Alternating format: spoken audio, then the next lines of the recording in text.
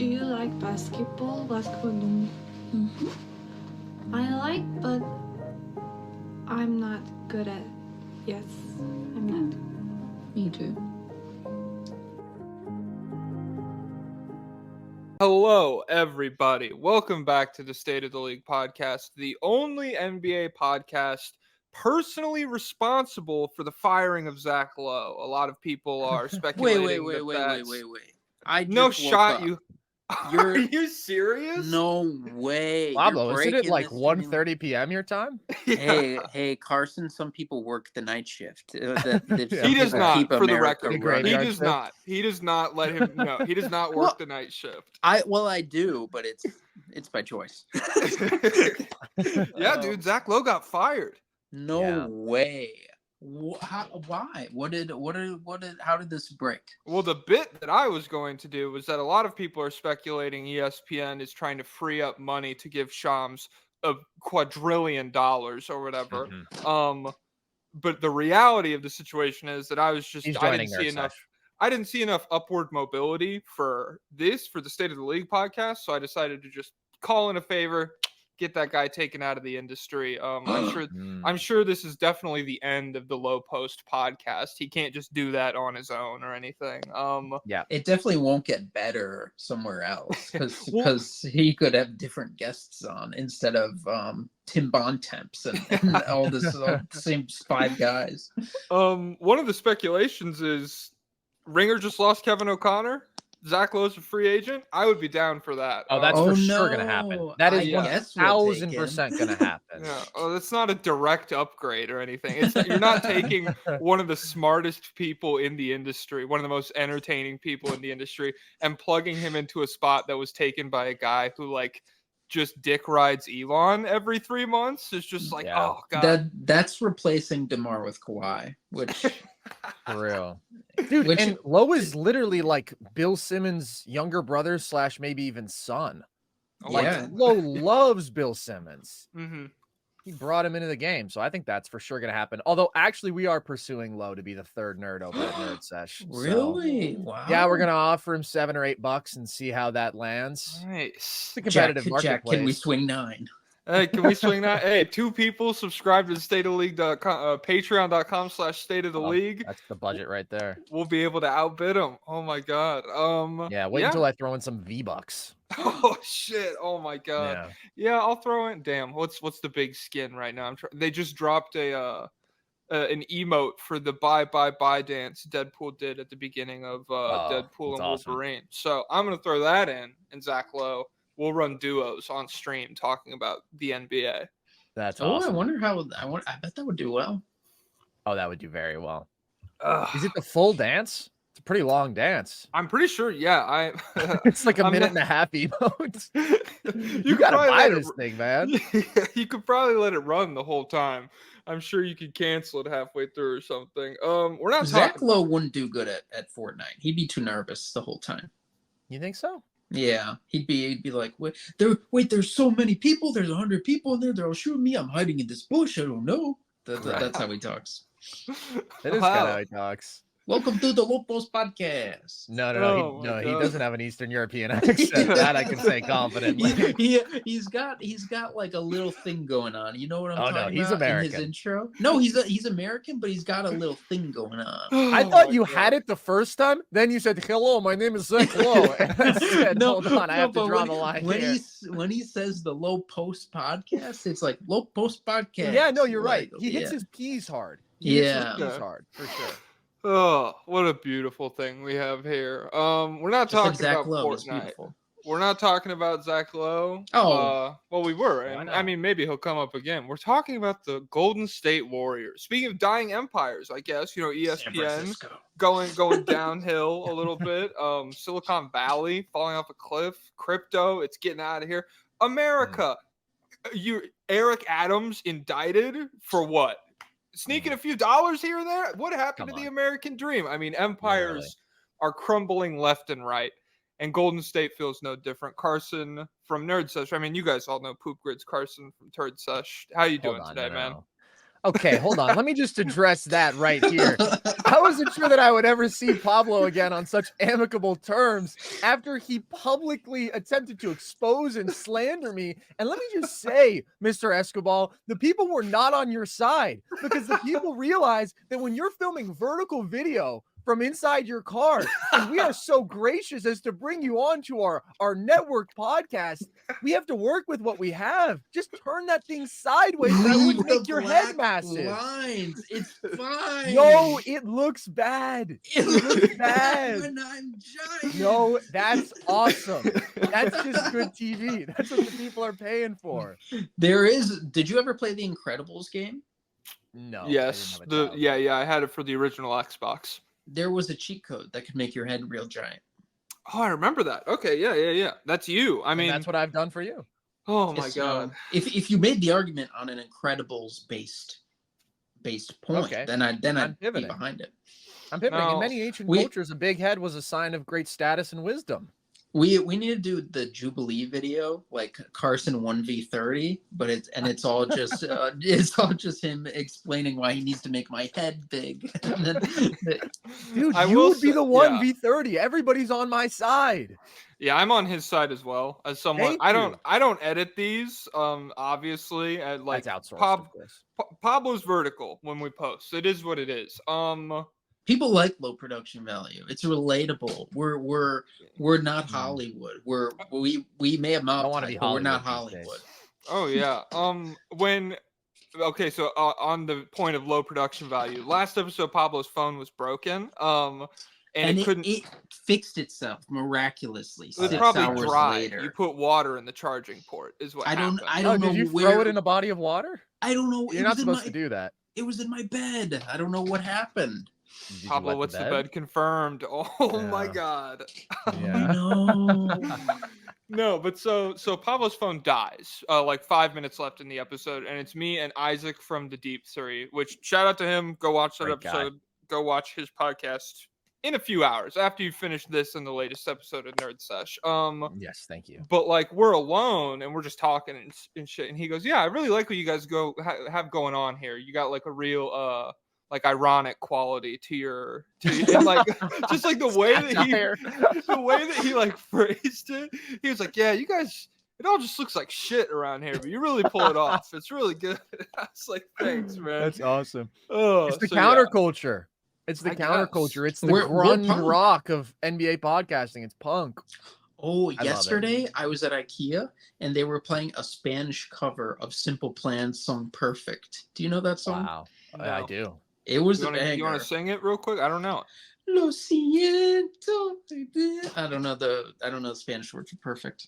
Yeah. I don't know. I can't be perfect. The Spanish word for perfect is perfecto. I'm sorry. Oh, that makes sense. I can't be perfect. I'm a fan of pop punk. I can't lie. Oh, dude. I'm not going to be closeted about it. I really enjoy pop punk. Bowling for Soup is out on tour. Bowling for Soup, I enjoy.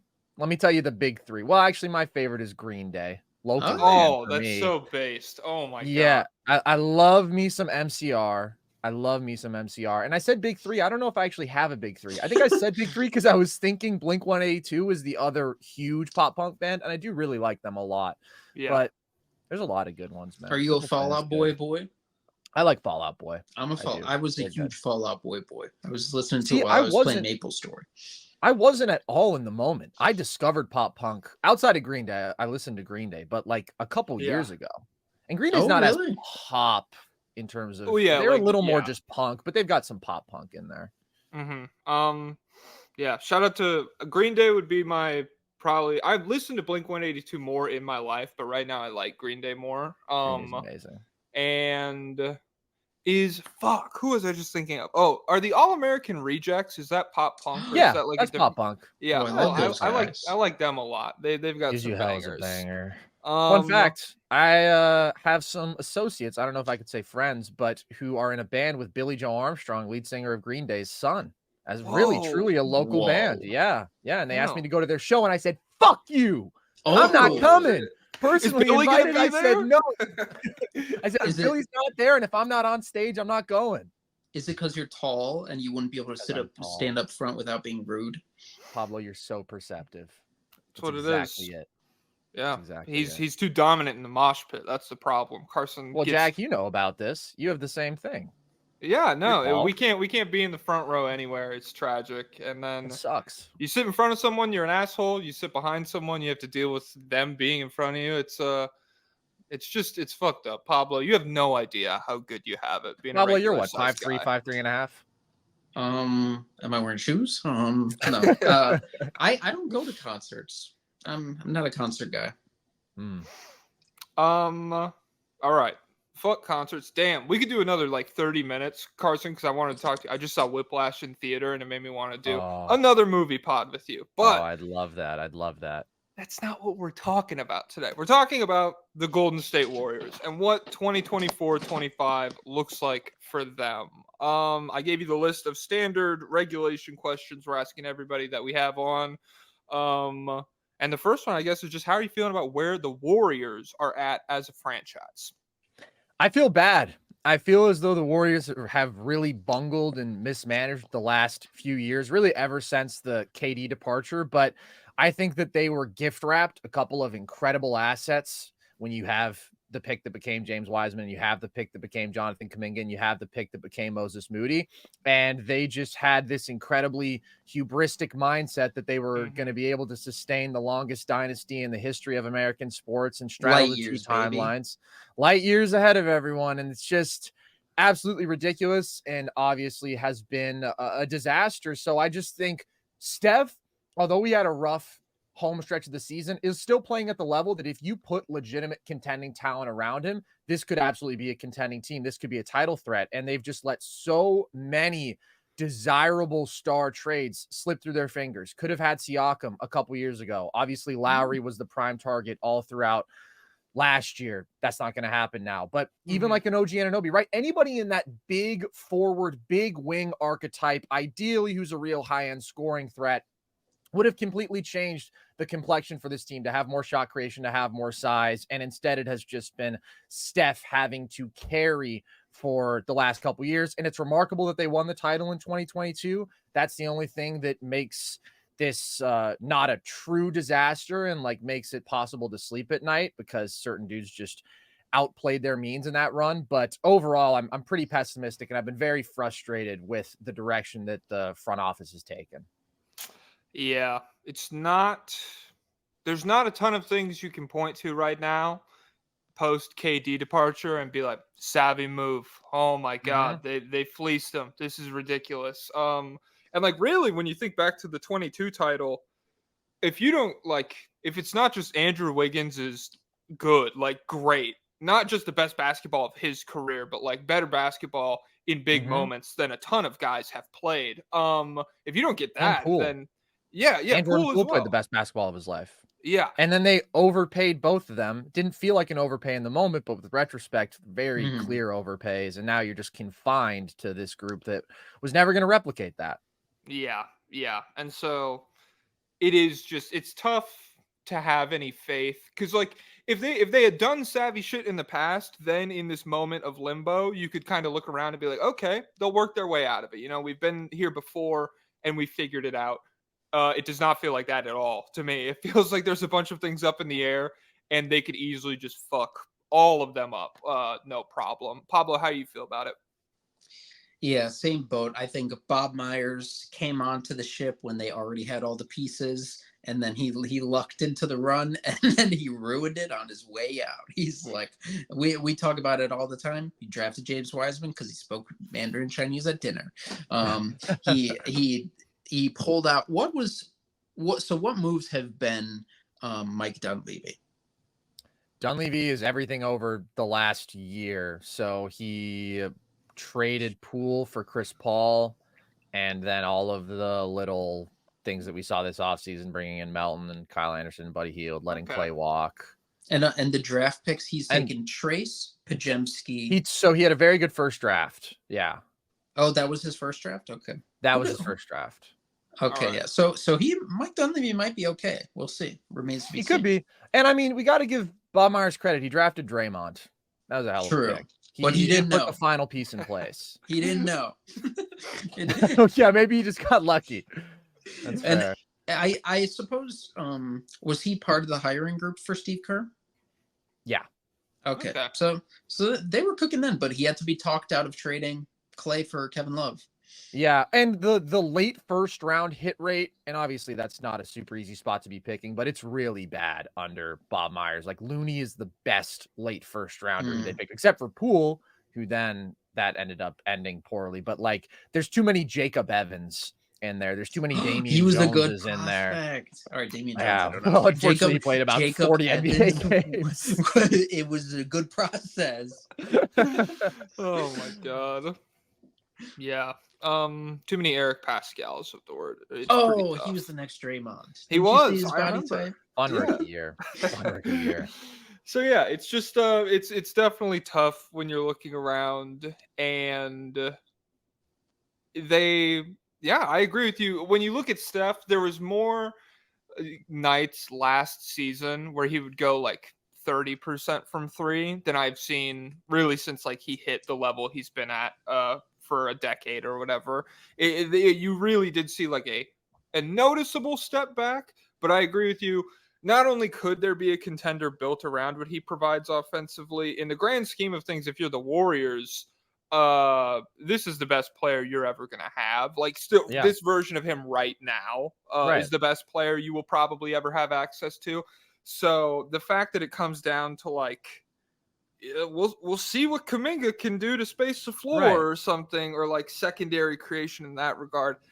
It's very disappointing. It feels like you're doing a disservice to him, this guy that there's been all this talk all off season about kind of the legacy of the big three with the departure of Klay and what each side owes the other emotionally, what Steph owes to the franchise, which is very little for me at this point, but then also what the franchise owes to Steph in terms of like allowing him to compete for another championship. It does not feel like they've willingly pushed all of their chips to the center of the table for me. No. And I think that they have to. I think that you have to honor the best player in your franchise's history, or the most rational conclusion at this moment in time, and I've been saying this now since they were inactive in this offseason, is to trade Steph. The thing is, I don't think Steph wants to be traded because basketball is not his entire life. But like, if you could just look at this through a purely business decision lens, that would be the best for both parties, right? Steph could go contend somewhere else. You could still get a wealth of assets for Steph, because with what they have in place right now, knowing that they're not going to trade Kuminga, knowing that they really don't want to move off of Podziemski even, it's like, what are you building towards, right? You have a couple of decently promising young talents who are still several years away from their peak, at which point Steph is going to have regressed past this superstar status. It just doesn't make sense. I think it's an illogical way to approach team building, and that's what they've been doing. They've just been straddling this fence for the better part of 5 years now, and this was the end point if they were going to take that approach. They couldn't sustain just riding on the back of Steph's greatness forever, and this is where you end up. Pablo, what do you think? I understand that perspective. It is always tough though, because like we said, they will probably never have a Steph again. He's still Steph right now, and so what's like in the eyes of a front office, I feel like it's always going to be, do we pull the plug now and try and get our next superstar, or do we roll with the Steph Curry we have now? I think they're always going to make that decision. I wonder if they did trade him though, who would have? Is there anyone with who would throw the Godfather package out there? It's not going to happen. Probably not, because they'll keep him for money, just for the stadium. He wants to stay. The ticket sales, like, that's just a pipe dream. But the reason I say that is, Pablo, you're laying out the two options. There's two paths, right? You either tank on the present because okay, as we're currently constructed, we're a mediocre basketball team, and so let's acquire assets and let's try to acquire as much young talent as we can. Or it's, we still have our best player in franchise history. We owe it to him to pool the young assets that we have and to go all in and try to bring in that star. Like, it has to be one of the two. And the one that they have chosen is the one that is in between. And that's the one that they're going to stay committed to. But just like as a fan, that's very frustrating, because you are guaranteeing mediocrity for the last couple years of the best player in franchise history's career. And it sucks so much because it was set in place by Myers, like through the draft philosophy of taking those project picks. Like Yeah. I've said this over and over. If you have Steph, Klay, and Draymond all still playing well, you don't need to swing on guys who No. might be out of the league. You just need someone who you know can contribute. Back in 2020, I was I was telling them to take Devin Vassell. Well, actually, I was telling them to trade down, but I was like, if you Right. keep it, take Devin Vassell. And so, I wonder if that would have changed their lives. Yeah. Either way, though, it's just like asking any rookie, any first year, second year player to contribute in a title run like that. Like, it's so rare. It's so rare. You're just better off with their timeline, getting your immediate bang for your buck. It's just disheartening when you think about what they could have turned James Wiseman into. And like you say, I mean, Kuminga wasn't the archetype to draft. He's the ultimate project. Like, here we are, and it's still all about the upside with him. He'll be ready for the finals next year. That's what they were thinking. This doesn't make sense. sense. But pay him a max before then. Also, you give me my money before you see any of that. Yeah, it's brutal. I was just looking around. It looks like the Mavericks offered the 18th pick and Jalen Brunson for number 2 overall in 2020. It looks like the Knicks offered the 8th pick and Mitchell Robinson for that number 2 overall. And so, yeah, just looking where we're at now. Sorry, imagine if you package that with the 2 picks that they had in the lottery of the next year's draft. That's how you get a star. That's how you get a Siakam, which was rumored at the time. Mm-hmm. Would you have just been over the moon if they get Siakam? Yes, absolutely. I think he would be an incredible fit. Having a big mismatch attacking forward like that, just anybody who can be a legitimate engine of self-created offense alongside Steph. And with that sort of spacing and offensive skill around him, I think Siakam would look amazing. I mean, look at how good he's looked in Indiana in a better offensive situation. He's so versatile. I'd be salivating. That'd be a dream come true. And he was a better defender back then. 3 years ago, yeah. Yeah, it's tough. 4 years ago now. Jeez. We're all getting super old. Siakam, if I check and Siakam's not 27 right now, I'm turning this fucking computer off. How old is Siakam? He's probably 31 by this point. Yeah, I think he's 30. I don't think he's quite 31, but yeah, I mean he's 2016 draft. You know, it's been a minute. Yeah. What's 2 years ago? What do you mean? All right. It was the best summer of our lives. Yeah, I don't know. When you're talking about like just the versatility Siakam would have brought, I think that's the thing that stuck with me the most, just vibes wise from this previous Warriors season, is you did get the Kuminga flashes, obviously. 20 points per game for like the back half of the season on solid efficiency.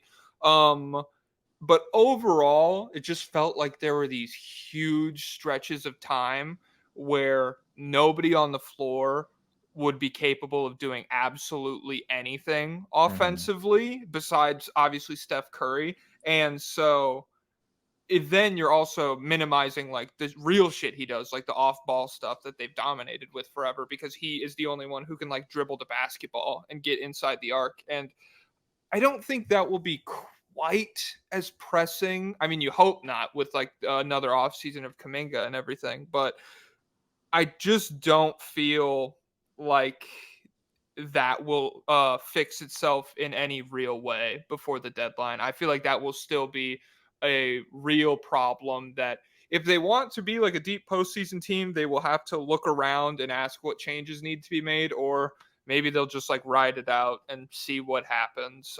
But I do think that'll still be an issue heading into next season. Absolutely. Kuminga is not a second option on a serious offense. I think that you saw that very clearly in the play-in game, right? In a high stakes moment, there's just some components that experience, that a more mature understanding of the game maybe could help correct, but like he's settling for these mid-range pull-ups, and it's like, Johnny, buddy, these are not the shots to be taking in a big game, but it is tough because there is just such limited creation around him. What's crazy is amidst all this, right, with legitimately poor offensive talent around him last year, Klay, as great a shooter as he still is, like his shot selection was so brutal, literally zero athleticism, zero self-creation, and he was clearly your second best offensive player over the course of the year. The Warriors were still, I think, an 82nd percentile offense with Steph on the floor. So it is crazy because it feels like, oh my God, doomsday, sky is falling, everything's horrible. And we know that this team can't be anything serious. But like Steph is still one of the most impactful offensive players in basketball. And they need to put more around him. But like, there's still going to be a good offense with him on the floor because he's just that special individually. And when Draymond came back, didn't they go on some kind of run defensively as well, where they were ranked really high? They always do.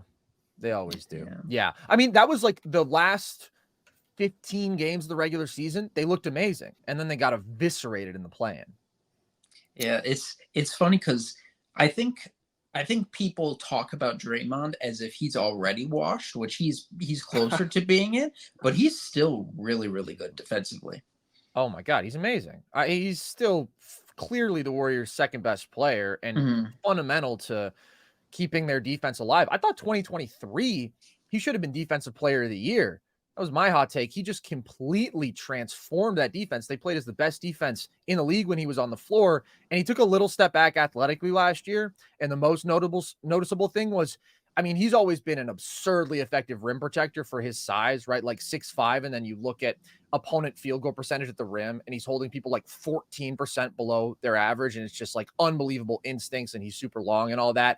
He was not nearly as effective as a rim protector this past year, so we'll see if he bounces back there. He's still like a top 7 defender, but, you know, he's not the top 3 defender that he was basically every single year for his absolute prime. Yeah.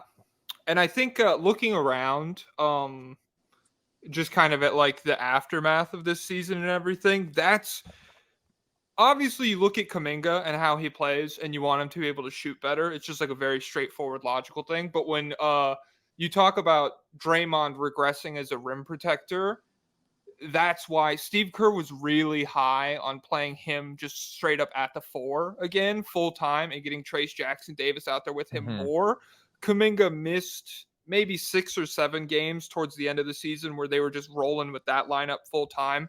And like it clearly made sense. It worked and it looked good. And then Kuminga comes back and you can't play him there because the spacing is just unlivable. Right. And so that's one of the things where you talk about just, I don't want to say Kuminga's future with the Warriors, but like what it's going to look like and everything is Steve Kerr said we need him to be able to play the 3 in the exit interviews and everything last year. And so I feel like if you're looking for one place, like if one player could make one improvement and it would kind of start a chain reaction of changes that the team could make, Kuminga shooting unlocks a bunch of different stuff for them. Well, wait, Draymond could Absolutely. shoot again, right? What did he finish last year? We'll see. I don't know if the sample size is enough, but he was shooting it last year. He was like 39%. Indeed. But yes, I totally agree on the Kuminga point. I think it's his entire development that the Warriors have bought in on. And I've just been a bit more skeptical with Kuminga. I think he has a ton of tools, but I think everybody, especially last year, bought into like this dude is an ascending star. And he's got all the physical talent in the world, right? He's probably a top 5 athlete in basketball. Like the combination of first step quickness, vertical pop, strength that he has, it's pretty ridiculous. And so he's a beast in transition. He was actually a really efficient self-creator last year just because people can't stay in front of him and he can go through people too. Like he was a 73rd percentile pick and roll scorer, 80th percentile isolation scorer, great finisher. And I do like his cutting off ball. I think that's a good way that he weaponizes his athleticism. But like everything around that athletic foundation as a scorer specifically, he has to figure out. The jump shot is far away, 36% from mid-range, 32% from deep. Got a long way to go. And like just to be an offensive focal point, as I mentioned, the shot selection, he's got to get way smarter. He's got to play way more within the flow of the game. And his playmaking is very, very, very limited. And then defensively, bad, dude. It's so bad. It's bad. And then defensively, like he has all the tools, right? But he's not particularly engaged. Like he's a thoroughly mediocre defender. So you have this incredible canvas with his athleticism. But what are we painting on it, gentlemen? I don't know. I'm not sold. Ooh, okay. I'm not sold just yet. I think that there's two ways that his career can go from here. And I just don't think that that was a gamble that the Warriors needed to take with their timeline. Well, but I thought when you draft a young guy, they can learn from the old guy. So Draymond could just teach him defense, no? And that's right. That is how it works. And I forgot about that. So he's actually going to win Defensive Player of the Year. Yep. Yeah. Just do what I do. Just, you see somebody out of position, get them into the right spot. What are you doing, dude? Yeah, That's push him there physically. Yeah. Wait till you see post Chris Paul, Jeremy Sohan. Oh my God. Holy shit. You want to see a real point guard, baby. Chris Paul basically being asked to teach an entire team of young men how to play basketball. I feel like people are like expecting the Spurs to be like a cheeky, like 40s win team. And I'm like, guys, they suck. Like Chris Paul is very smart. He's also very old and he doesn't just, change people. How do you feel about the Chris Paul run in retrospect, the Warriors tenure? It was trying to just make something out of a terrible situation. I mean, Poole was unplayable in 2023. It was actually some of the most remarkable regression that I've seen. And he's still playing like a buffoon in Washington, but just like he completely, let's be honest. 19 points, 5 assists, like 56% true shooting after he got moved to the bench. Whoa. Okay, let's look at the efficiency over the course of the year. By the way, 56% true shooting in the year 2024. It's a couple points below league average. Whoa.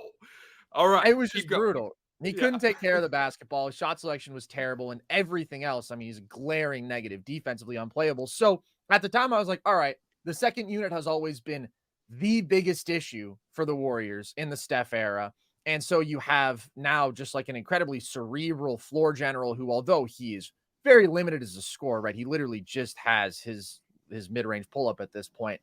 Like, at least he can steady that unit. And I honestly thought that he did that, but it's just like, if you're paying a dude $30-something million because you're paying Jordan Poole $30 million, like you're not getting close to the requisite value there. So it was kind of just doomed from the moment that they paid Jordan Poole and then he fell off a cliff. Yeah, it's I don't know. I feel the same way about the Chris Paul thing where you bring him in and really the end result of all of it was like every time I would watch him, I was just like, hey, if the top of this team was heavier, like if we had more shit going on, more fat guys, yeah, exactly. If we were like early 2000s, we have 3 7-footers who are each like 320 pounds on the roster. Maybe we'd have something going on here. No, but like if there was just better guys at the top, if you had a real second option, if the starting lineup was better, Chris Paul was running a second unit in Golden State that felt like it would be qualified to be like a second unit on a real team. Like if you had gotten them to go up against the bench units, I mean, they would have eviscerated Denver's bench unit. I think they would have given the Minnesotas of the world a difficult time. Naz Reid's still the best player involved in everything, but the Bulls bench, they would have tore him up. Who the fuck is coming off the bench for the Bulls? Bitum. Oh shit! Legend. Honor Rob. Dunk contest champion plus a 3-point shooter. Whoa. Nice. That's like Ohtani. Wait, like a European dunk contest champion? Yeah, what of it? It's so like he can dunk. Is that's how you win one of those? It's like he dunked the basketball once, and they were like, "Oh, holy cool. shit! Oh my god! Oh, cool. Jack's racist."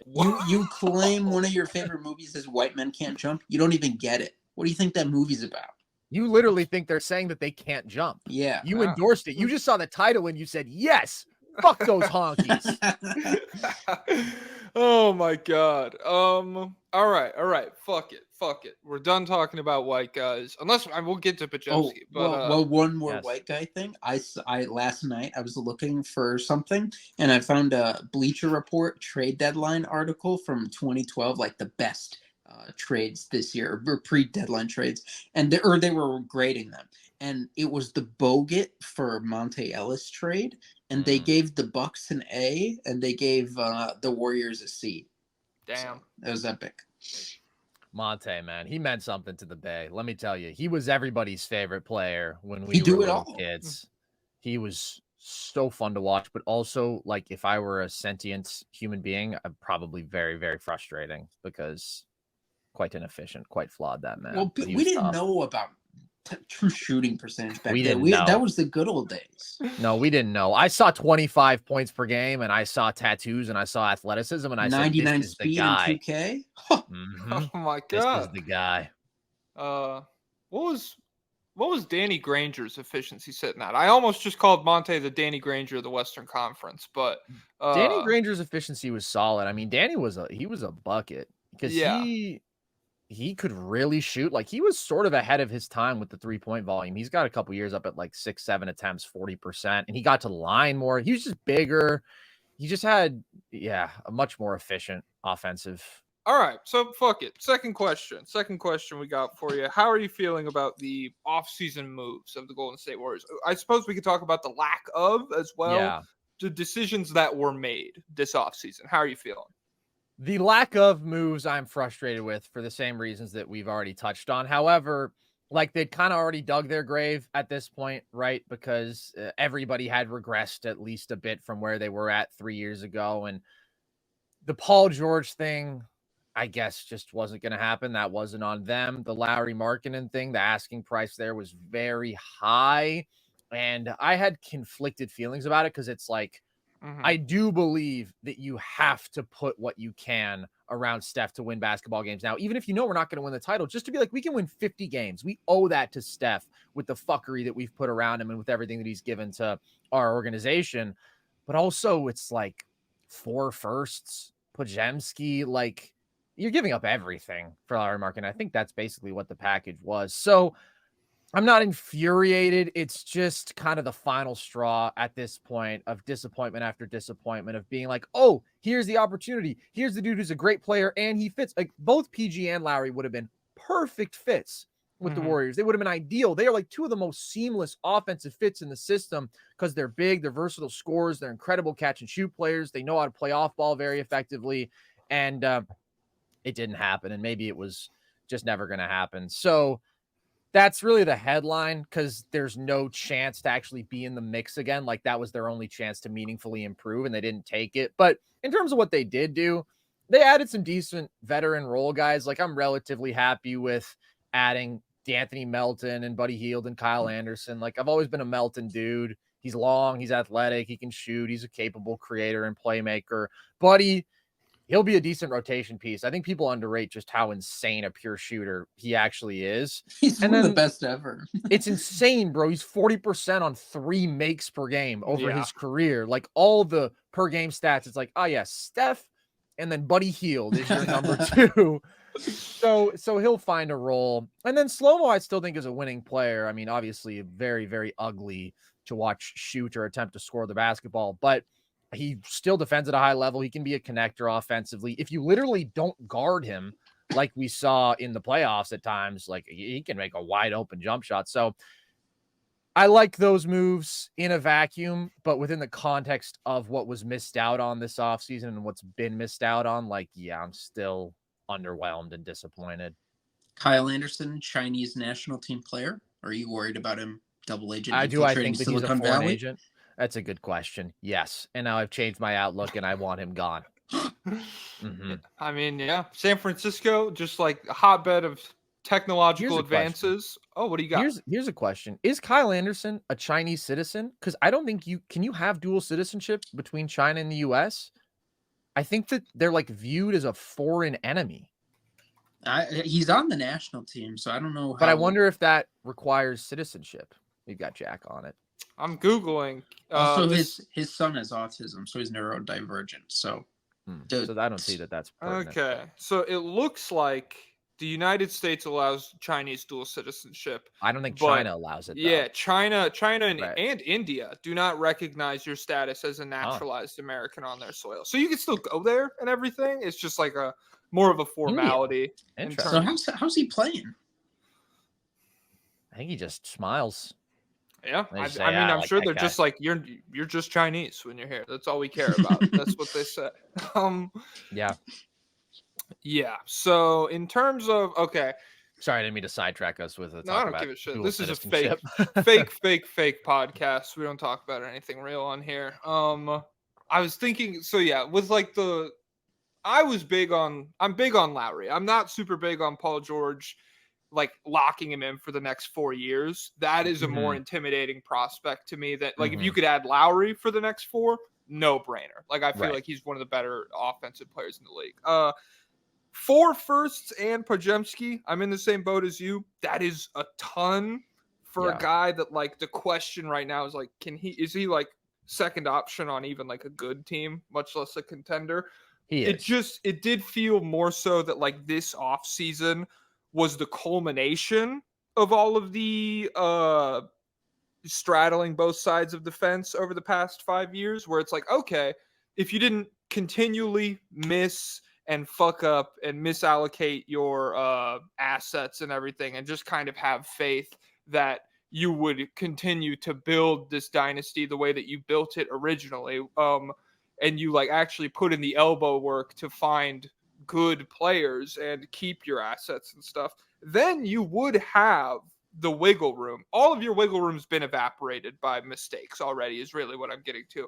You can't like make a Lowry move and still have shit left over because you paid Andrew Wiggins all that money, because you spent the pick on James Wiseman and everything. And so, yeah, it's just kind of this thing we've continually come back to already, where mismanagement and I don't know, kind of blind faith in Steph Curry to continue being this transcendent basketball player has led the franchise to a point where now, yeah, your back is against the wall. Like, if you want to make a move like that, it's going to cost you everything.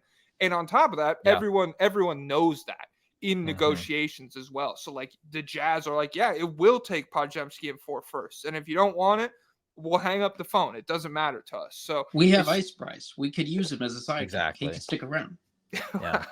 Is that how you're feeling, Pablo? You just hear the Jazz and it's just Bryce and that's it? I mean, if you hear the Bulls, you think Jordan. Hear Lakers, you think Kobe. Hear Warriors, think Steph. That's how this works.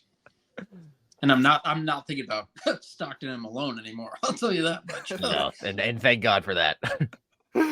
Oh man. So I assume you've been a Warriors fan through, like, the whole, like, since before 2015, right? Were you believing in 07? I was not that cognizant at that time. Honestly, I was not even 6 yet. I was a 5 3/4-year-old young man. So Holy sadly, shit. Were I you alive really for get to enjoy 9/11? it. I was 2 months old for 9/11. Oh, okay. Damn. And let me tell you something. It had a tremendous impact on me. Really? Yeah. 2-month-old Carson, he's like, I got to open Basketball Reference. My life's mission has been revealed to me. That's like the dividing line that allows people to call me Unc. I feel like if I weren't born before 9/11, because they can't say, oh, you were born in the 90s. How are the dinosaurs? But they can say, how was watching the Twin Towers fall? And I have to say, not great. Yeah, we were born in 03, so we avoid all that kind of stuff. I thought you guys were 05 babies, actually. 05? Is that what we are? Yeah. It's my brain's so underdeveloped from being 17 years old that it's just. You guys know Matt's impossible. spawn hour is 13? Yeah, I did know that, actually. He's been talking about what he wants his first car to be, and I'm like, dude, that's a few years out, man. Yeah, I know. Settle down, buddy. Super impressive, though, for that age. Did you cry when the planes hit the tower? I think I was crying that entire day. Okay.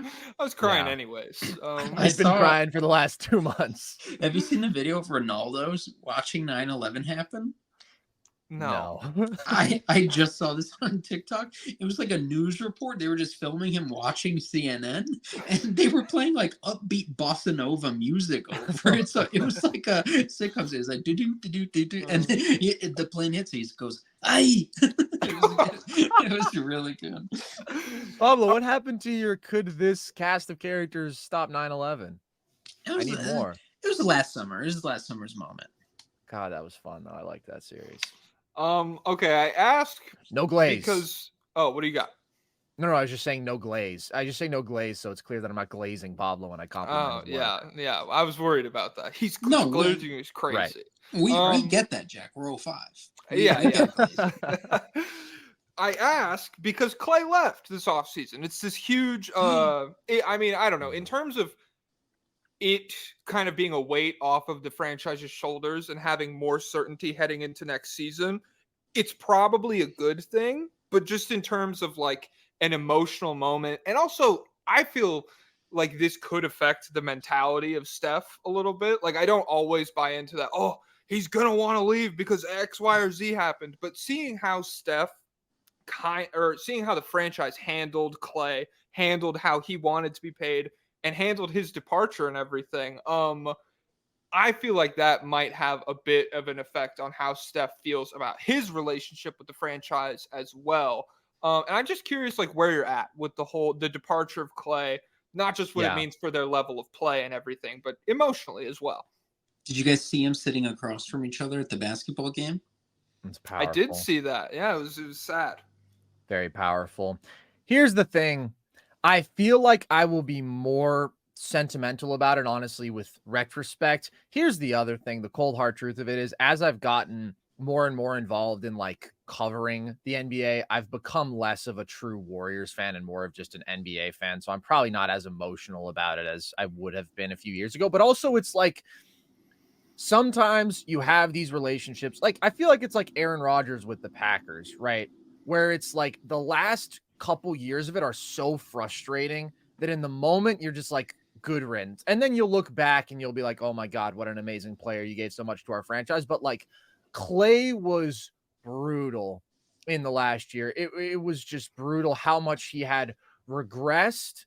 And obviously, right, he's never been a dude who was going to do a lot with the ball in his hands. He was going to pressure the rim a lot. But like, if you just look at the percentage of his shots that came at the rim at his peak to now, you know, it's like a quarter of what it was. And it wasn't starting from a very high place. And defensively is really where you see it the most, because he used to be such a high-end defender and now he's just very average on that end. And yet he continues to play as though he is king shit, you know, and just take whatever shot he wants. And like, that can be really, really frustrating. And you just started to see like Podziemski comes into the game and he's doing all the little things. He's rebounding the hell out of the ball. He's defending with so much effort. He's able to handle and create for himself. He's able to play make. And it's just such a multifaceted impact. He's taking charges. Like, he's taking charges. He's leaving it all out there. And it's like, cool. The Warriors are a better team with Brandon Podziemski than they are with Klay Thompson. Like, that's just the reality. Now the eye test reflects that. The on-off numbers reflect that.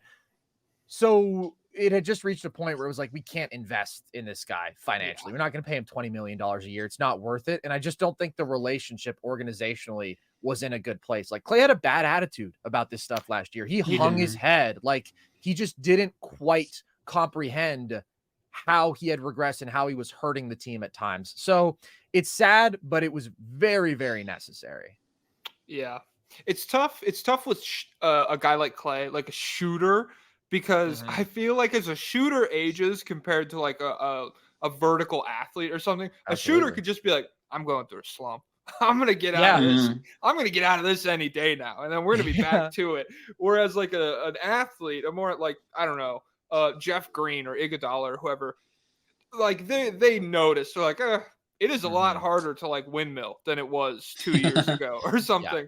But yeah, with Klay and being such a confident guy, being one of the greatest shooters of all time, it is tough to just kind of like swallow that pill that you're not the same guy you used to be.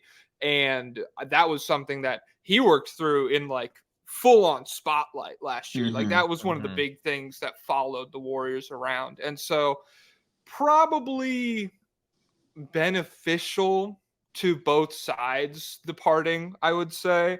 I don't know. How do you feel about him in Dallas as well? We don't have to go like in depth to it, but do you think it'll work out or what?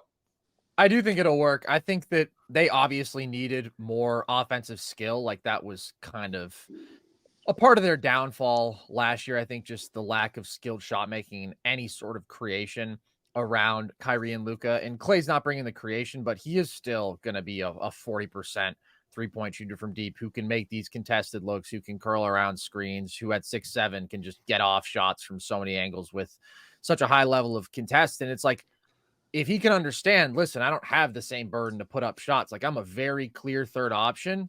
I think he can do well. I am a little bit concerned about tasking him with being like your primary point of attack defender. Like, I was thinking, honestly, Najee Marshall should start and they should bring Klay off the bench and they should like stagger the minutes where you have Kyrie and Klay out there or Luka and Klay out there for the entire game. And you can put a better defensive group around them, because Klay's not a bad defender. He just can't be your number one perimeter defender at this stage. But I do think it's a good move. I think that it was a good fit and a talent upgrade for them. And they just needed more shot making.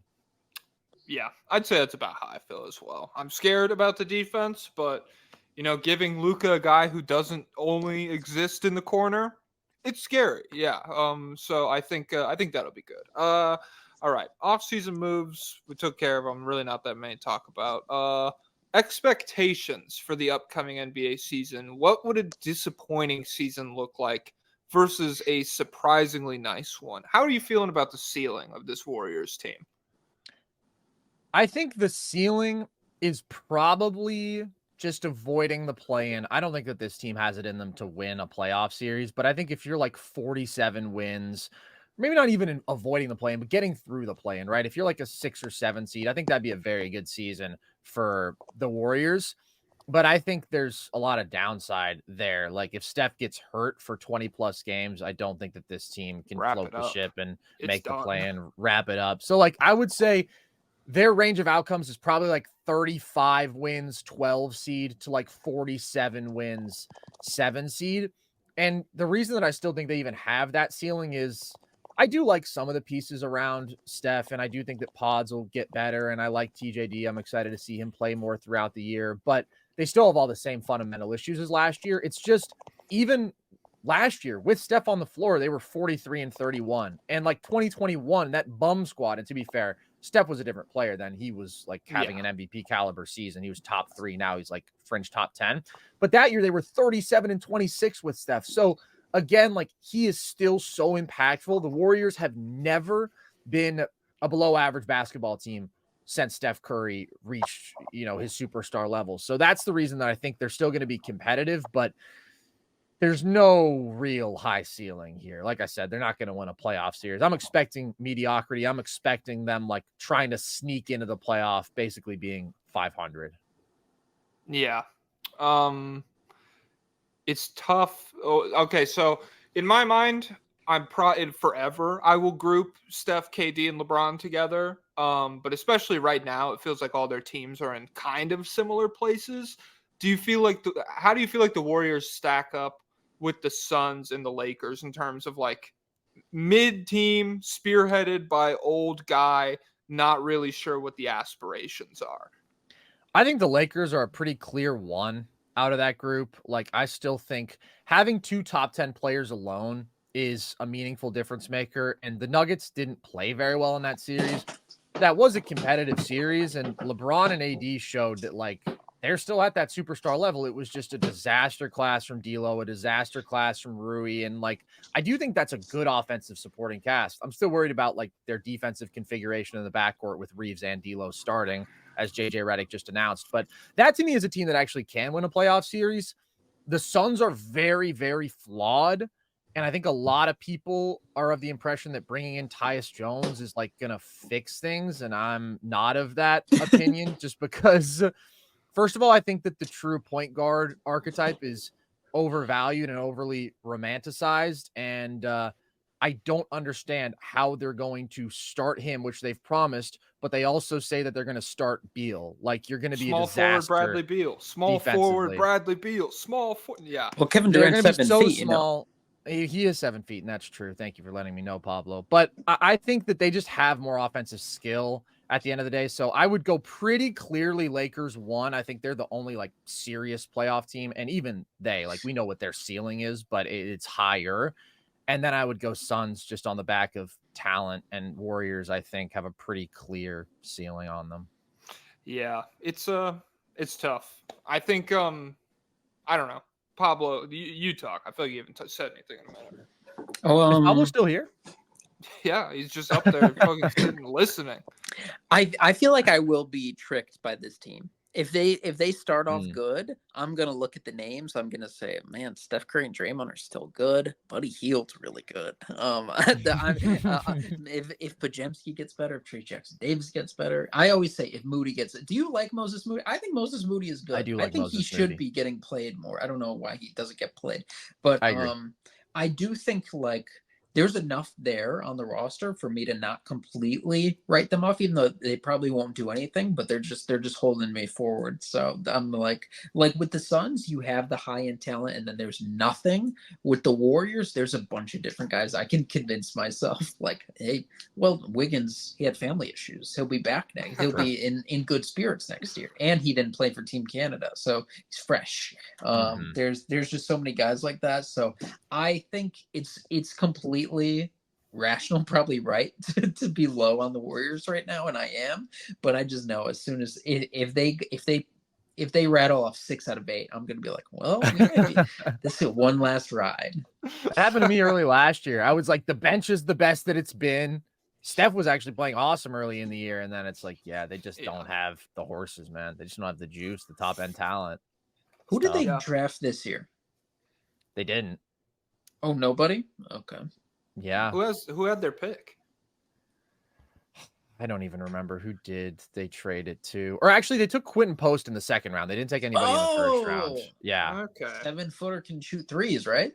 Yes. Oh, yes. Game changer. You can't. Those are always on the board in the second round. It's so interesting how that works. It really is. I can't even remember who did we trade our first to. Some lucky bastards, but we didn't have it. That's for sure. It looks like. Oh man, who did the Warriors draft pick? Okay, they only had the 52nd. This isn't showing me. Oh well, I guess I don't get to know either. I guess it's not on the internet. I guess the Warriors draft pick last year. Erased. It's lost media. Erased. Yeah. I don't know. There's that tweet that's like, if you get queer baited by an MCU movie, that's like losing in chess to a dog. Pablo, when you say Buddy Hield is a name that's gonna trick me, that's what popped into my mind. I was like, if you get fooled because Buddy Hield's like 15-3 over like a 10-game stretch and they look nuclear, he's just Buddy Hield can't be the third name out of your mouth when you're talking about the campaign. Buddy Hield ghost screens for Indiana last year. They were worse after they traded him. Buddy Hield's a big deal. The only problem is he probably very clearly remembers 9/11.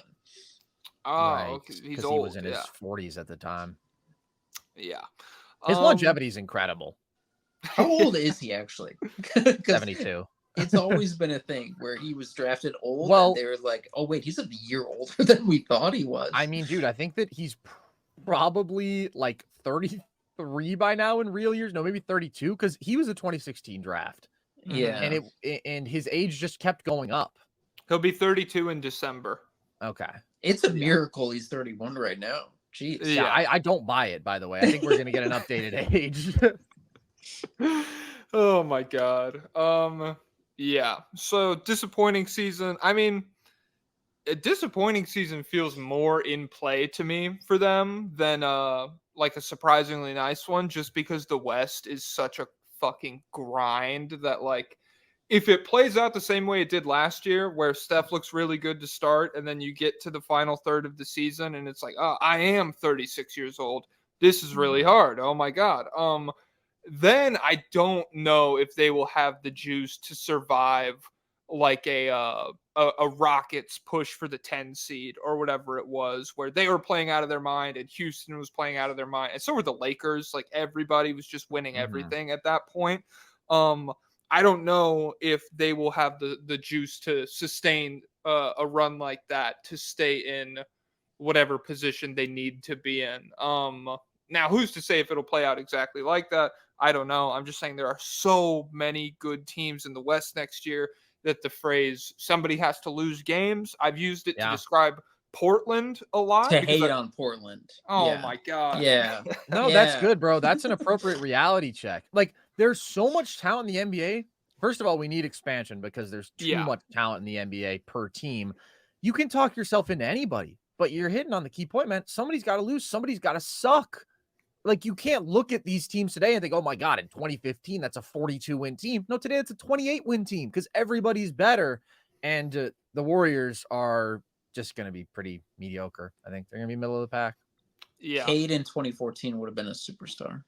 Cade Holy would have shit. been, we'd never seen anything like that. He's 6'6", and he handles like that, and he can play make like that, and he shoots like that, and he's got these defensive tools. Oh my God. That sounds like Paul George. Oh my God. Indiana superstar, Paul George. God, I hope he never sustains a serious injury. Yeah. All right. The fourth question I got is there a mid-season trade that you want or expect Golden State to make? Now if we're talking about they're going to be mediocre, they'll probably be hovering around the middle of the pack. I don't know. They have contracts is the thing that like a lot of the teams we've talked about that would want to make a move, they would have trouble scraping it together. Like we just did the Lakers, and Right. they don't have any like money they can move without giving up 2 of their like 7 rotation guys on the roster. The Warriors have a little bit more flexibility in that department. So is there anything that jumps out to you that you might want them to do? The move that I feel has been really picking up steam as of late is some sort of BI trade, because it's the Warriors and there's always going to be a star rumor, as there should have been in recent years.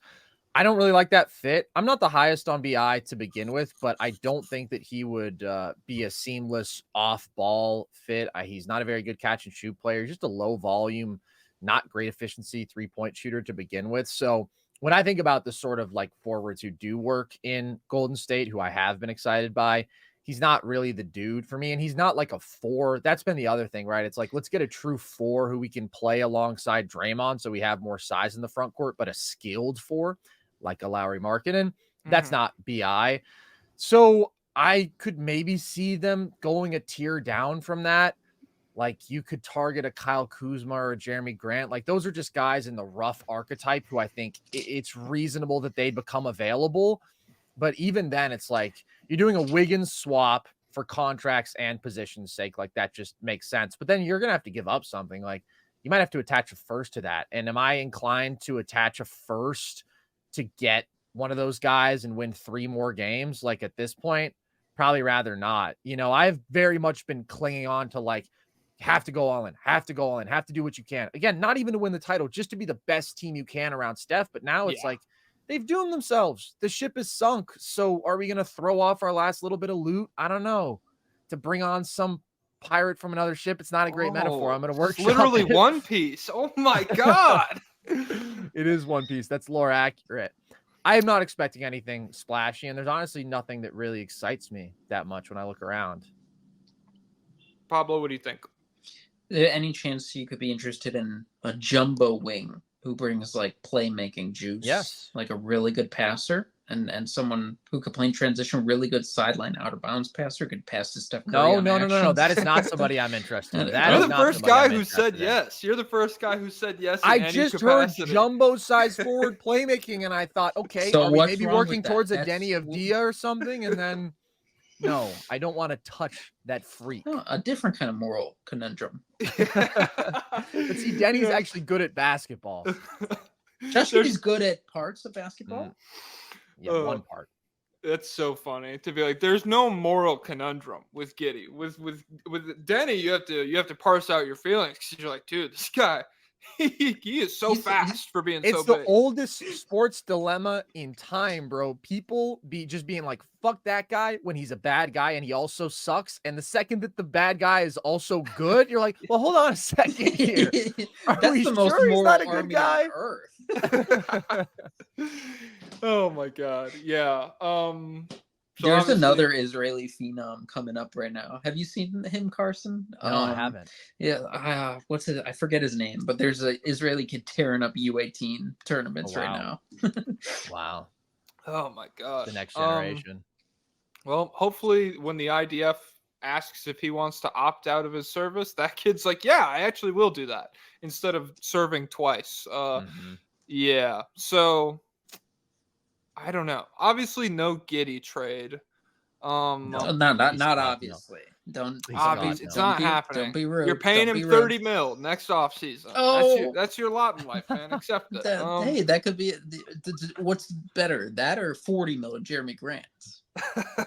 I'd rather have Jeremy Grant. You might as well jump off the bridge either way, dude. Is that how much he's making? He's making a ton. No, he's making 30. Oh, okay. Okay. I remember what I was going to say. Yeah, it feels like the indecision that we've continually come back to between pushing all in or building around young guys and doing all that. The indecision between that, it slowly drags you into building around the young guys. Like, you can't be indecisive forever. You are just eventually pulled into, okay, well, we didn't do anything and now it's not worth it to give up this first. It might have been at a point in the past, but attaching a first to be more competitive doesn't really mean anything anymore.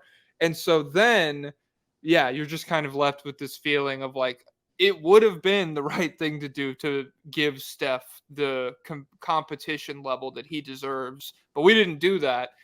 And now it would just be kind of like a moral gesture at this point to try, and you would actually be completely fucking yourself for the future. So yeah, I don't disagree that like attaching a first for Kuzma or whatever, that's not moving the bar. Yeah. But it does suck because there's not, I don't like foresee the ceiling of this team massively changing without a midseason move or anything. So it's a little difficult. I meant to ask this when Moses Moody got brought up. Why does he not play? Like, I feel like with other players, there's always one thing you can, like a line, a blurb you can give people where you're like, Josh Giddey can't shoot and he can't defend. That's why he doesn't play. I never really hear that with Moody. So like, what's the big deal? It's a little bit perplexing. I mean, it's not like he is this sort of a game-changing, oh my God, must-play level guy. And, he gets his 18 minutes a game. But he does a lot of positive things. I mean, he plays his ass off out there. He's a good athlete. He defends hard. He's a solid rebounder for the position. He's a solid shooter. Like, he definitely deserves to be a rotational guy. And there are just certain times that I can think of where he's been playing very well. And then as he is having a positive impact, Kerr is like, okay, those were your 4.5 minutes, Moses. Get the hell out of there.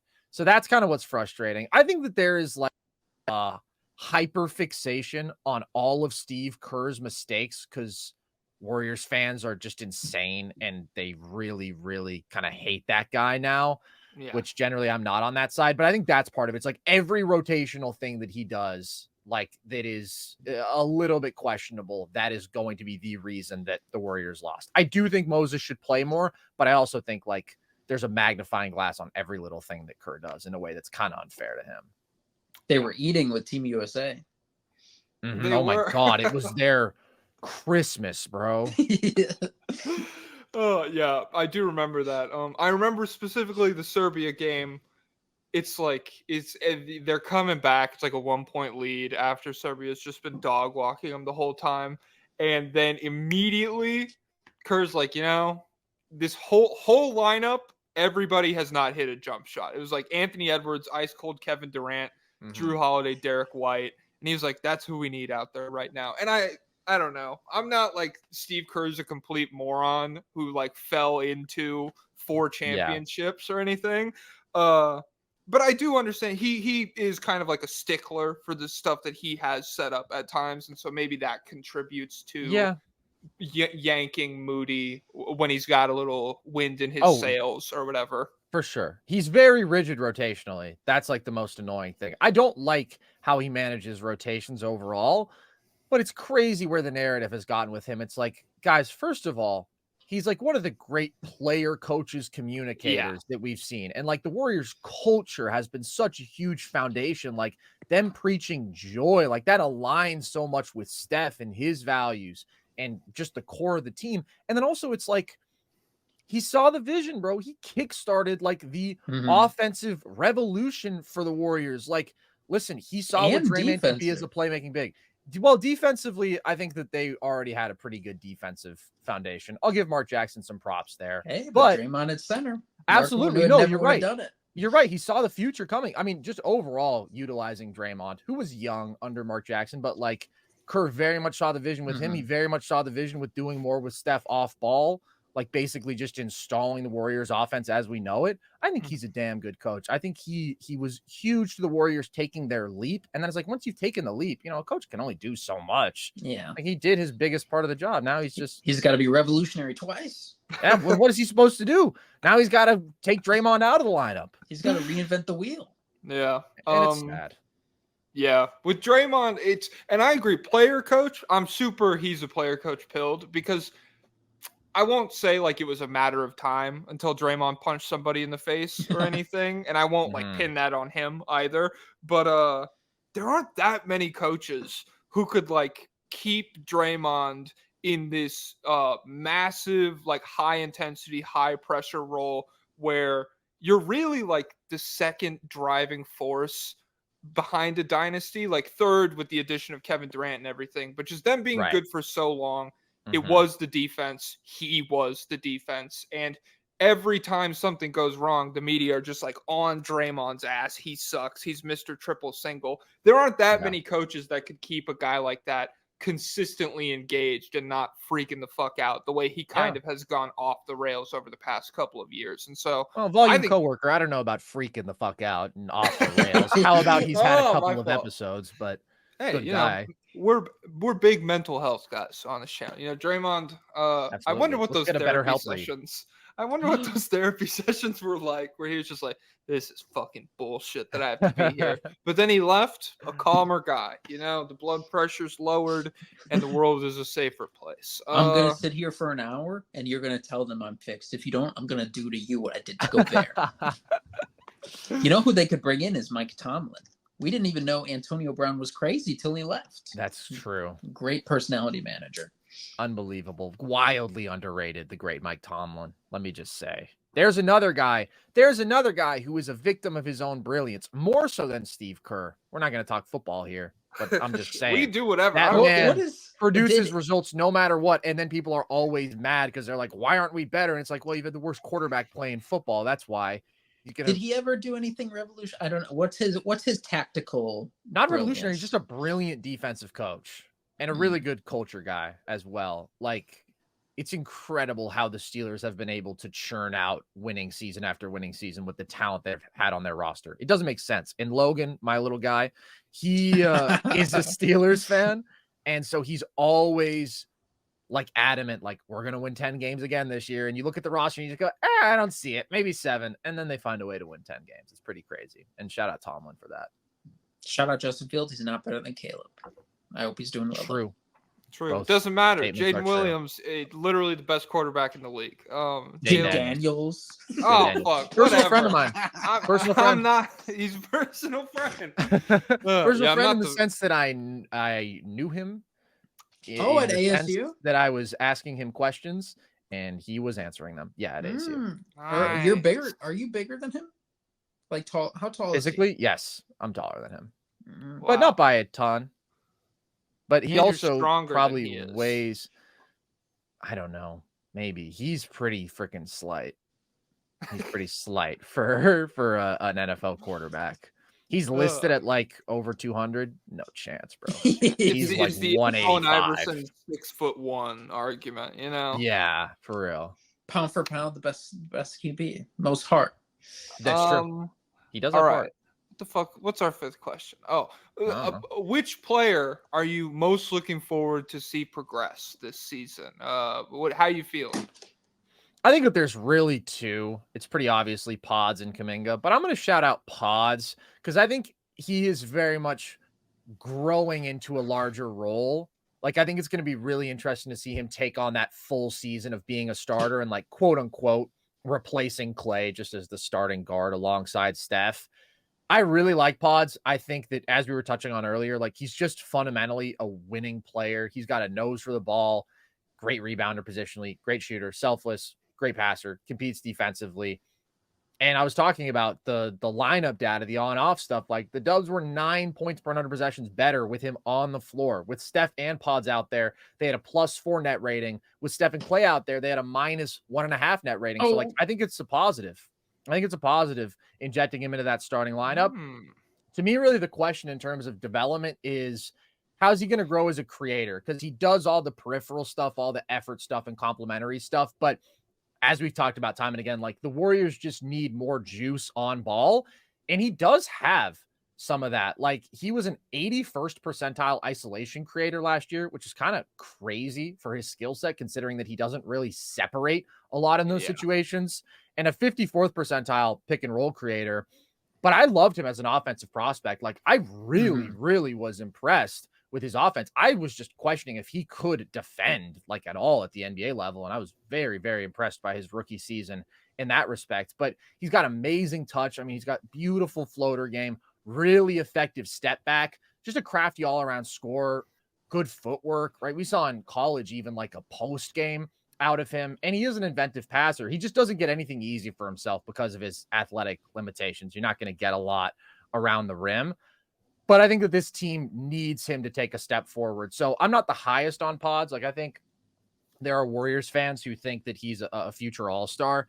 And I think some Warriors fans just aren't in touch with reality, you know, and they thought that Jordan Poole was the next Steph, and like they say all sorts of crazy stuff. But I think he's a real quality starter. And I do think that he's important to this team being successful next year. Yeah. That's what I would go with too. Over, I don't know. Kuminga, I think like if he takes this step, it will result in a cooler player. I just think it's like probably more tangible for Podziemski to add the stuff that we have questions around him about than Kuminga to add that. The way you're describing him, it's always funny to me when like a white player is actually just all of like the stereotypical white. You're like, he's got a nose for the ball. I'm like, what is this? He does. He finds the ball. Insane. Loose balls too. He's just there. And he is the definition of crafty, bro. Mm-hmm. And did he lead the league in charges, or was he behind Draymond? Lead the league in charges. I think he was crazy. One. Brunson was up there, but Pods led. I'm almost positive. Yeah. I like him a lot. And future All-Star, I don't know, but very much like almost Josh Hart type thing this season, where like the more Podziemski's role expanded, the happier I was. It was never like, oh shit, he's got way too much on his plate. It was just like, oh man, he could do more. Like, let's see like what the limit of this is. So I think that will be one of the stories next year, is kind of finding out what the most he could do is, and then tempering how much you're giving it on a night-to-night basis. Josh Hart, who can shoot? How high a ceiling is that? Josh Hart can't shoot. He could Only sometimes. When he can shoot, it's electric, and he just takes that as an opportunity to act as though he's like the greatest three-point shooter alive. Like Josh Hart is so unafraid to shoot. Yeah. He's really an inspiration. Yeah. I love Podziemski too. It's hard. It's always hard for me to put the high ceiling label on someone who isn't like a traditional rim pressure guy. But but that's not always right, because sometimes Tyrese Halliburton happens, and I'm like, how is this happening? But so Podziemski, it's hard for me to place his ceiling, because I was trying to think, like, could he end up like Desmond Bane? Could he get to that level? And I'm thinking probably not, but like at some point, if you're a really high level 3-point shooter who has like real shot versatility, you have you're a good passer, like they can trust you to run things. You have the floater, like you said. He's got the white boy handles. If you could do everything else, like, is there a version of the maxed out version of that? And also on top of that, he also has like limitless confidence. He's like a genuine crazy person who thinks he's like the best player in the world. So I think there's a lot of stuff going for him. And so I won't count on him being an all-star either, but I do think, like, if we look up, if all of a sudden, oh no, Dr. Doofenshmirtz broke in, he shot us with a traveling timinator, and we go in time 5 years, and Brandon Podziemski has been an all-star, I'll be like, you know what? It's possible. So I'm Podziemski pilled. I hope Trace Jackson Davis can just be a good starter at some point. But yeah, I'm pilled on these guys. I'm young. It was a hell of a draft. It was a hell of a. I mean, TJD at 57 was ridiculous. I don't know how he felt. Everybody immediately was like, well, I think his agent was telling certain teams that he wouldn't take any two-way contracts in the second round. So I think that was part of it. But he was very obviously, like, I thought a top 30 player in the class. You know, I think at least you would have to say a top 40, and that was a hell of a value pick. I'm very excited about TJD. Like, it's rare to have, even though he's a little undersized as a 5, just that sort of athlete at the center spot, like that sort of vertical space for that sort of rim protector. Like, the Warriors really haven't had that. And then when you inject like the feel that he's got, you know, there's a little playmaking there. Like, I really like him. I'm optimistic. Yeah. Undersized 5, he's literally the next Draymond, is kind of what I'm hearing there. They've got 2. Oh my God. They've got Kuminga and TJD. And we had Usman Garuba, and he was the third. Oh, he should have been him. Did you like him as a prospect, Pablo? Because I know you're a big draft. I hated Usman Garuba as a prospect. Really? I was just like, this dude is the worst offensive player I've ever seen. He will not be able to play in the NBA. The short roll, though. That was it. It was just the short roll. It was like, this dude has solid playmaking feel. Athletically, he's average. He's got no self-creation, no shooting ability. I don't know. He was a very good defensive prospect, but I think on him. I think it was a moment in time where people were really looking to crown the next Luka prodigy, and so they were like, "This is Draymond level defense. Like, this is a 16-year-old in the Euro League or whatever who looks a little bit like Draymond. He's next Draymond." I think people also overcompensated with Cade. They were like, "He's better than Luka." So, oh my God, it was a moment in time. Yeah. Okay, so you two prospects, guys. I'm curious, when you brought up the Desmond Bane comp, is Podziemski's shooting, like, in college, was he like really like that? Because I feel like Bane, I mean, you have talked about it already, Pablo, when we did like underrated guys. Bane's like one of the best shooters in the league. So for Podziemski to even get to like 80% of that, I didn't realize he had that kind of ceiling, projected to have that. What did he shoot this year? This year, I think he was 38% from 3. He had a little slump in there.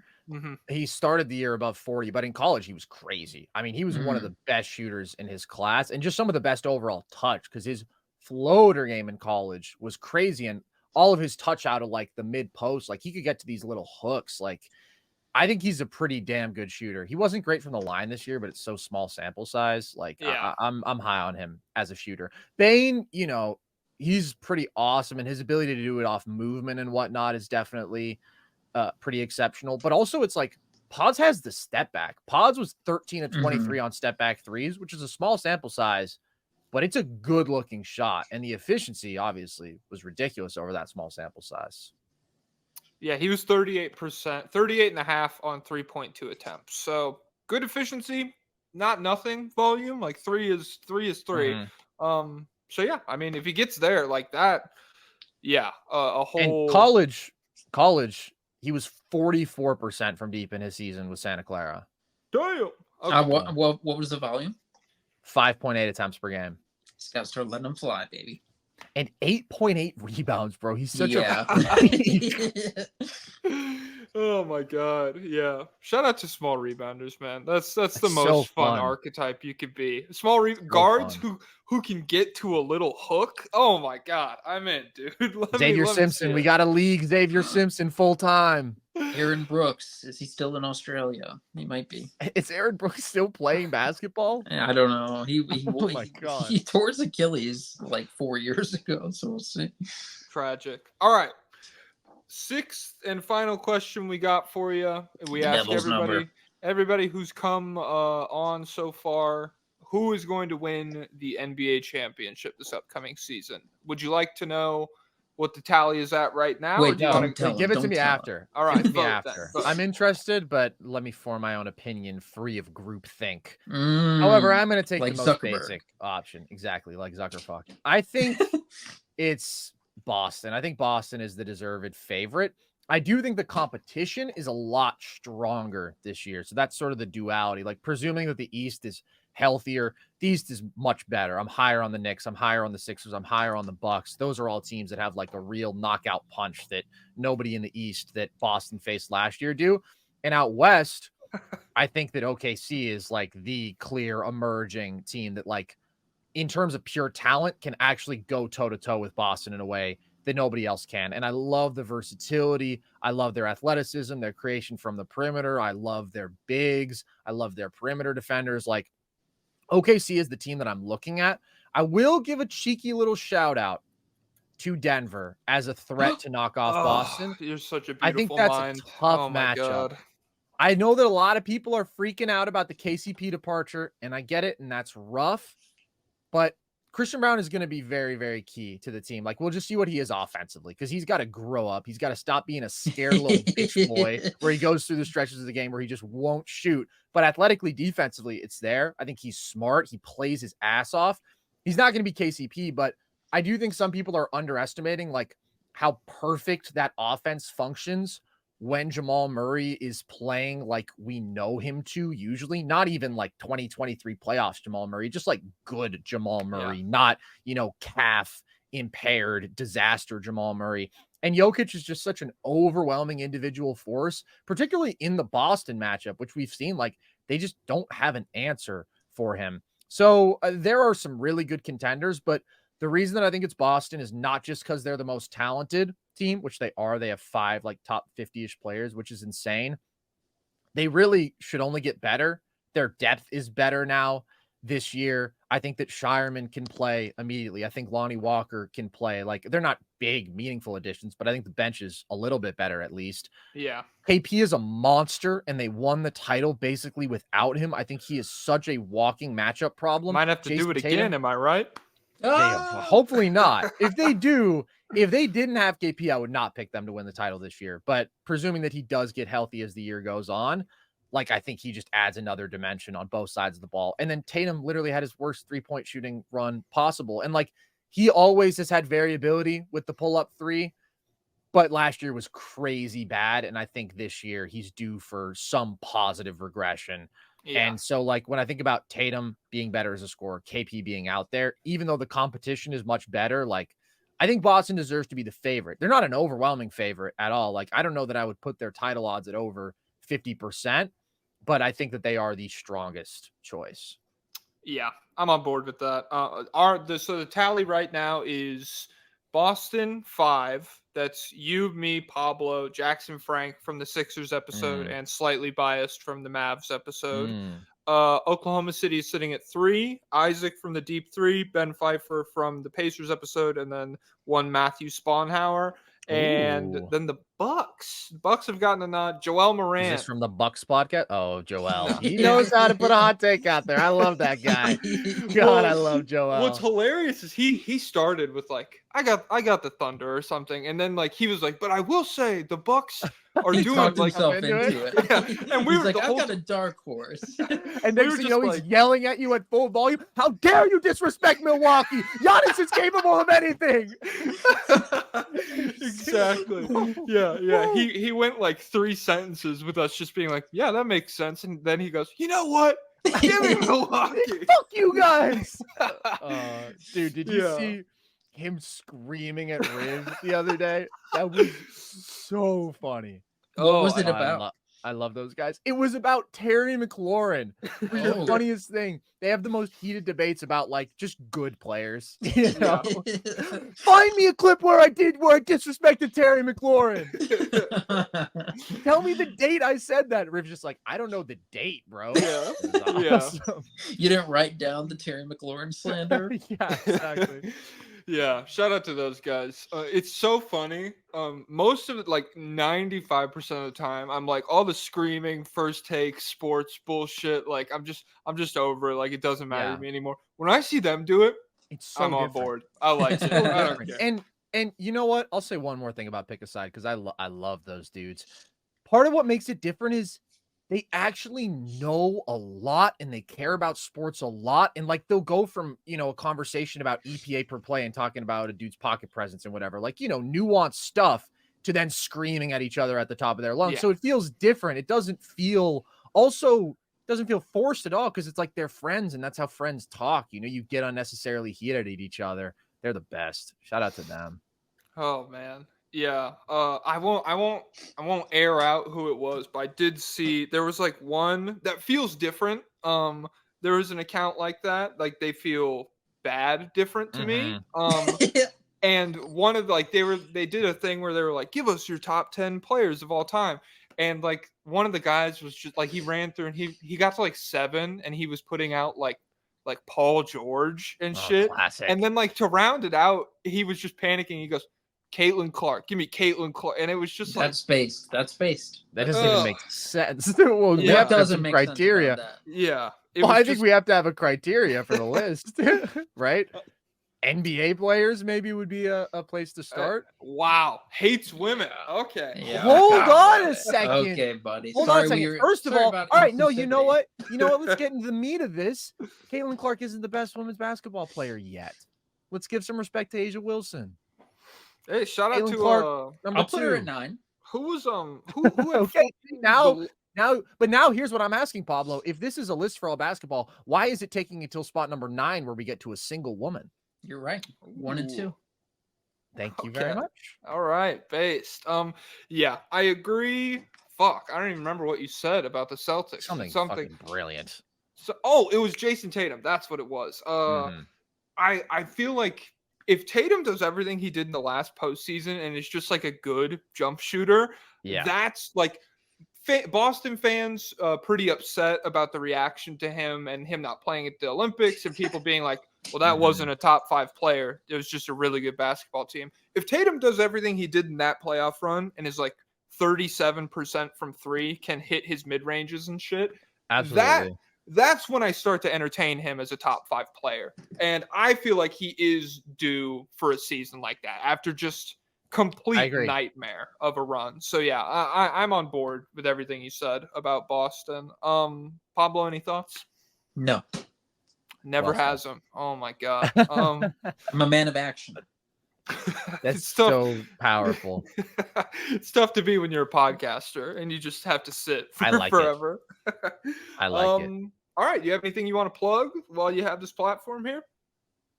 Nerd Sesh. Everybody go check out the little podcast I do with my little guy, Logan. We are on YouTube, but we don't just do a podcast also. We're on TikTok like these guys. We do trivia stuff there. Sometimes I'll sit in front of a green screen and I'll say something. But we also do some more in-depth content on YouTube. We do some real video breakdowns, some film stuff, some historical analysis. So, yeah, lock in if you want. Up to you. If you want. Honestly, don't. It's not worth it. It was stupid. I shouldn't have brought it up. It was a stupid idea because it's honestly not that good. No, go check out all his shit. I'll link it in the description to this. Go check out Nerd Sesh. No, hey, I'm trying to be polite. I'm trying to save face. Okay. Yeah. Go check out all that shit. And Pau Gasol, take it away. Lay down.